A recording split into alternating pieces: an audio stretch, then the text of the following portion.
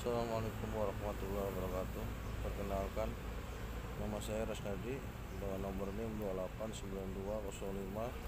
2892050072 dari Prodi Manajemen semester 4 Fakultas Ekonomi Bisnis yang akan menyelesaikan tugas UAS mata kuliah Sistem Informasi Manajemen dengan dosen pengampu Bapak Mulyono SHMM dengan materi Sistem Pendukung Keputusan atau SPK DSS.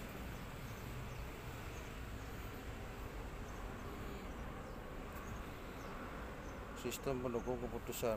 Menurut Main dan Watson, sistem penunjang keputusan adalah sistem yang interaktif membantu pengambilan keputusan melalui penggunaan data dan model-model keputusan untuk memecahkan masalah-masalah yang sifatnya semi terstruktur dan tidak terstruktur. Menurut Mariam Alavi dan H. Albert Napier, sistem penunjang keputusan adalah suatu kumpulan prosedur pemrosesan data dan informasi yang berorientasi pada penggunaan model untuk menghasilkan berbagai jawaban yang dapat membantu manajemen dalam mengambil keputusan. Menurut Little, sistem penunjang keputusan adalah suatu sistem informasi berbasis komputer yang menghasilkan berbagai alternatif keputusan yang membantu manajemen dalam menangani berbagai permasalahan yang terstruktur ataupun tidak terstruktur dengan menggunakan data dan model. Tujuan sistem pendukung keputusan: 1.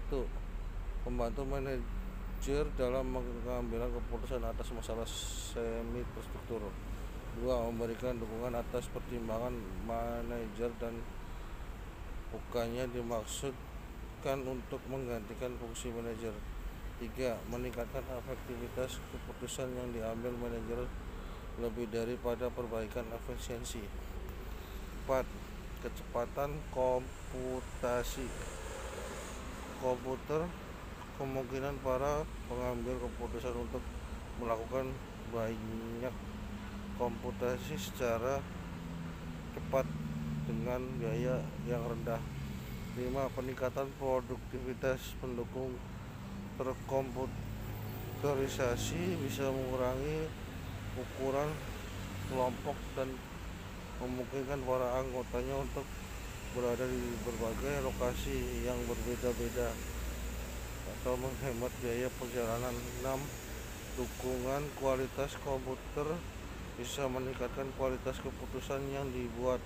Sebagai contoh, semakin banyak data yang diakses, semakin banyak juga alternatif yang bisa dievaluasi.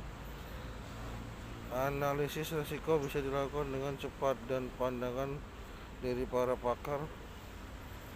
Beberapa dari mereka berada di lokasi yang jauh, bisa dikumpulkan dengan cepat dan dengan biaya yang lebih rendah. 7. Berdaya saing. Tekanan persaingan menyebabkan tugas pengambilan keputusan menjadi sulit. Persaingan didasarkan tidak hanya pada harga, tetapi juga pada kualitas, kecepatan, kostomasi produk, dan dukungan pelanggan. 8. Mengatasi keterbatasan kognitif dalam memproses penyimpanan. Karakteristik ciri-ciri sistem pendukung keputusan. 1. Mendukung pengambilan keputusan untuk membahas masalah terstruktur, semi terstruktur, dan tidak terstruktur. 2.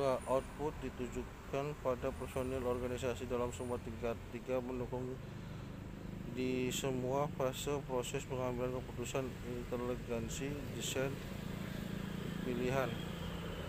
4. Adanya interface manusia atau mesin di mana manusia atau user untuk mengontrol proses pengambilan keputusan. 5. Menggunakan model-model matematis dan statistik yang sesuai dengan pembahasan. 6. Memiliki kemampuan dialog untuk memperoleh informasi sesuai dengan kebutuhan.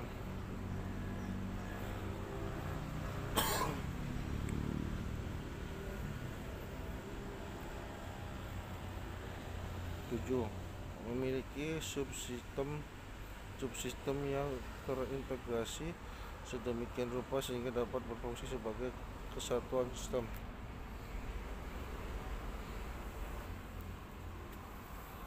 8. Pendekatan easy to use adalah kemudahan untuk digunakan dan kemungkinan keleluasaan pemakaian untuk memilih atau mengembangkan pendekatan-pendekatan baru. 9. Kemampuan sistem untuk beradaptasi secara cepat. Pengambilan keputusan dapat menghadapi masalah-masalah baru dan pada saat yang sama dapat menangani perubahan yang terjadi. Kriteria sistem pendukung keputusan interaktif. Sistem pendukung keputusan memiliki user interface yang komunikatif sehingga pemakai dapat melakukan akses secara cepat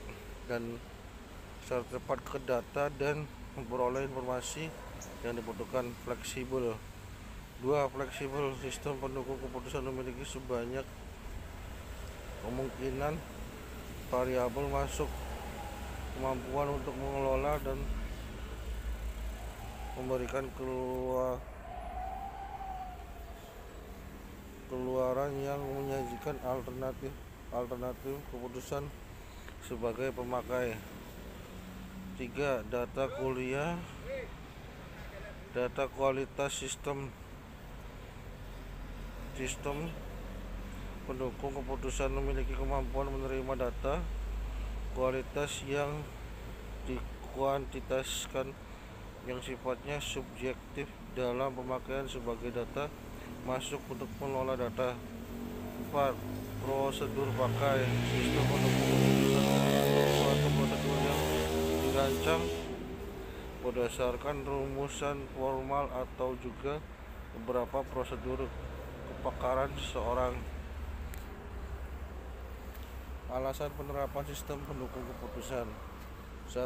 DSS cenderung ditujukan pada masalah yang kurang terstruktur dengan baik dan kurang spesifik yang biasanya dihadapi oleh manajer tingkat atas. 2.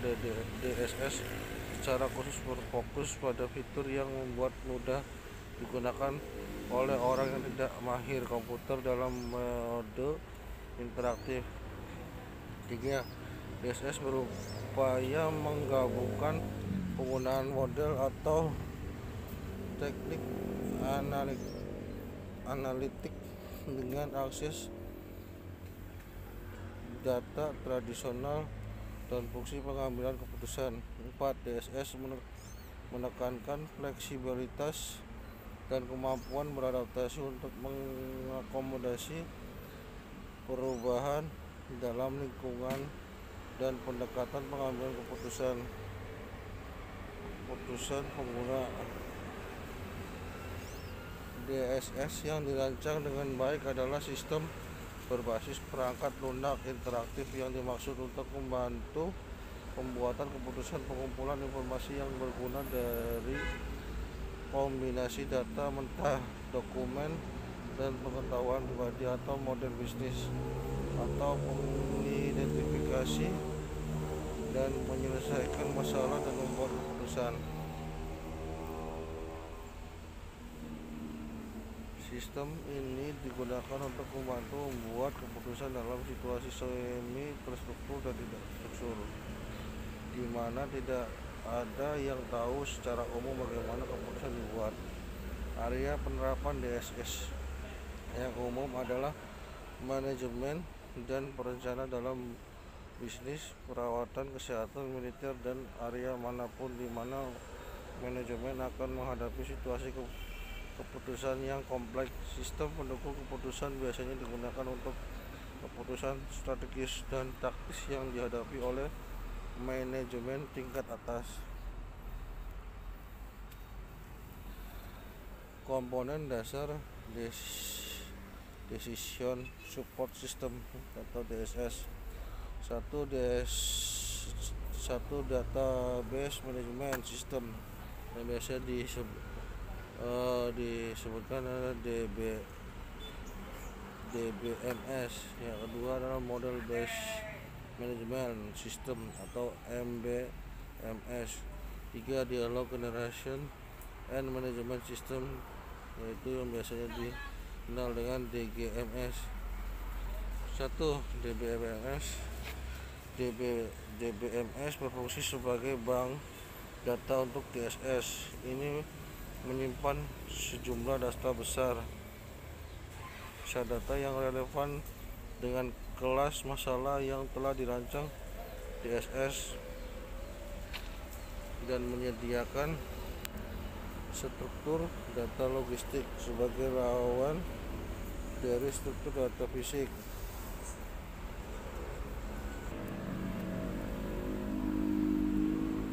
Yang digunakan pengguna untuk berinteraksi. DBMS memisahkan pengguna dari aspek fisik, struktur, dan pemproses basis data. Ini juga harus mampu memberi informasi pada pengguna tentang jenis data yang tersedia dan cara mendapatkan akses ke data tersebut. 2. MBMS analog dengan peran DBMS. Fungsi utamanya adalah memberikan independensi antara model tertentu yang digunakan dalam DSS dari aplikasi yang menggunakannya. Tujuan MBMS adalah mengubah data dari DBMS menjadi informasi yang berguna dalam pengambilan keputusan. MBMS juga harus mampu membantu pengguna dalam membangun model. 3. Produk utama dalam interaksi dengan DSS adalah wawasan, karena penggunaannya seringkali adalah orang yang tidak terlatih dengan komputer.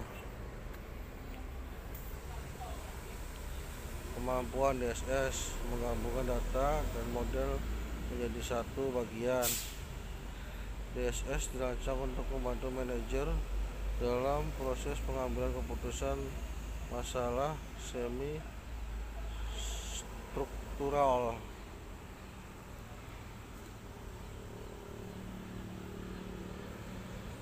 DSS memberikan dukungan untuk pertimbangan manajer daripada dimaksud untuk menggantikan fungsi manajer. 3. DSS memiliki fasilitas interaktif yang dapat memfasilitasi hubungan antara manusia dan komputer. 4. Bekerja dan menggabungkan model dan teknik analisis dengan memasukkan data dan berfungsi untuk mencari informasi. Berfungsi untuk membantu proses penilaian pribadi. Pengambilan keputusan menjadi dasar pengambilan keputusan. Sistem pendukung keputusan adalah sistem